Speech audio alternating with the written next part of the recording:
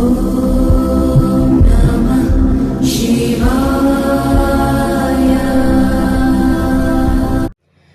గురుభ్యో నమః. శ్రీ మహాగణాధిపతియే నమః. ఓం నమః శివాయ. కేవీఎల్ ఆస్ట్రాలజీకి స్వాగతం. మా ఈ ఛానల్ను అభిమానిస్తున్న ప్రేక్షకులకు మా ధన్యవాదాలు. మహాశివరాత్రి పర్వదినంను, దాని యొక్క విశిష్టత మరియు మహాశివరాత్రి మహత్య కథను మొత్తము 3 పార్ట్లుగా వీడియోలను విడుదల చేయడం జరిగినది. మొదటి పార్టులో మహాశివరాత్రి విశిష్టత మరియు లింగోద్భవం గురించి, రెండవ పార్ట్లో శివుడు పార్వతీమాతకు చెప్పిన కథను గురించి, మూడవ పార్ట్లో దీపం మహిమ గురించి వివరించడం జరిగినది. మా ఈ వీడియోలను మీరందరూ తప్పక వీక్షిస్తారని ఆశిస్తున్నాను. మా ఈ వీడియోలు మీకు నచ్చినట్లయితే లైక్ చేయండి, షేర్ చేయండి, సబ్స్క్రైబ్ చేయండి, పక్కనే ఉన్న బెల్ ఐకాన్ను నొక్కండి. మీరు ఇచ్చే ఈ లైక్లు మాకు ఎంతో ప్రోత్సాహకరంగా ఉంటుంది.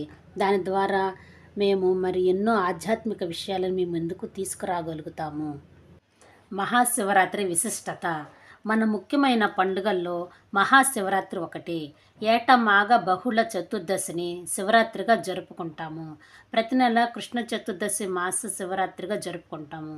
ఆ వేళ కూడా ప్రార్థనలు చేసినప్పటికీ మహాశివరాత్రి మరింత ప్రత్యేకమైనది.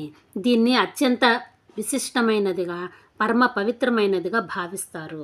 శివరాత్రి రోజున ఉపవాసం ఉండి జాగారం చేసి పాపాలన్నీ నశిస్తాయని, పుణ్యం వస్తుందని భక్తుల నమ్మకం.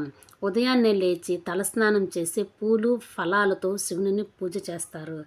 ఈ రోజున శివాలయాలు అన్నీ కూడా భక్తుల జనసందోహంతో కిక్కిరిసిపోతూ ఉంటాయి. స్వామివారికి అభిషేకాలు, పూజలతో పరమశివుని ఆరాధిస్తారు.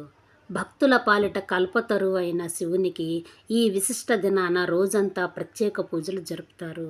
రాత్రి కూడా దేవాలయాలు తెరిచే ఉంటాయి. పూజలు, భజనలతో శివనామం మారుమోగుతుంటుంది. ఈ పర్వదినాన లింగాష్టకం, శివ పంచాక్షరి జపిస్తారు. దీపారాధన చేసి భక్తి ప్రపత్తులతో రుద్రాభిషేకం చేస్తారు.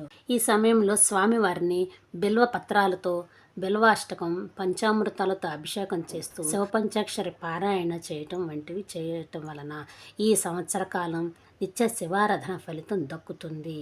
ఆ తరువాత శివపార్వతుల కళ్యాణం చేస్తారు.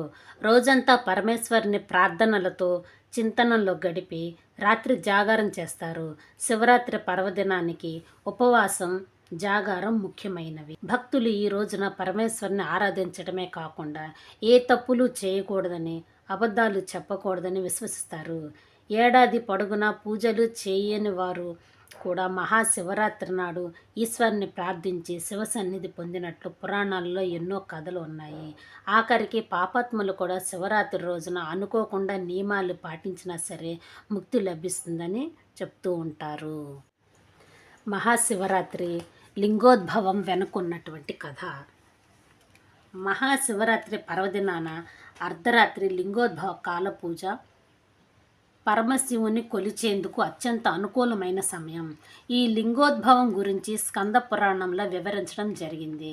మహాప్రళయం తరువాత సృష్టి స్థితి కారకులైన బ్రహ్మ, విష్ణువు మధ్య ఎవరు గొప్పో తేల్చుకోవాలన్న పోటీ వచ్చి అది సంగ్రామానికి దారితీసింది.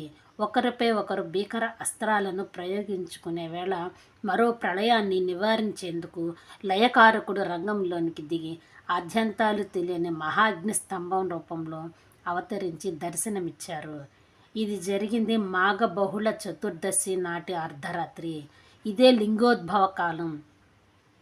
ఇక ఈ శివలింగావతారం మొదలును తెలుసుకునేందుకు విష్ణువు వరాహ రూపంలో, ముగింపును చూసేందుకు బ్రహ్మ హంస రూపంలో వెళ్ళి తమ లక్ష్యాలను చేరలేక తిరిగి వచ్చి శివుడినే శరణు కోరగా తన నిజరూపంతో వారికి దర్శనమిచ్చి వారిలో నెలకొన్న అహంకారాన్ని రూపుమాపారు. శివుడు తొలిసారిగా లింగ రూపంలో దర్శనమిచ్చిన ఈ సమయం కాబట్టి లింగోద్భవ కాలం అత్యంత ప్రాముఖ్యతను సంతరించుకుంది. అందుకే రాత్రి 11 గంటల వేళ మొదలయ్యే లింగోద్భవ కాల పూజలను భక్తులు అత్యంత భక్తి శ్రద్ధలతో నిర్వహించి పరమశివుని కృపకు పాత్రులవుతున్నారు.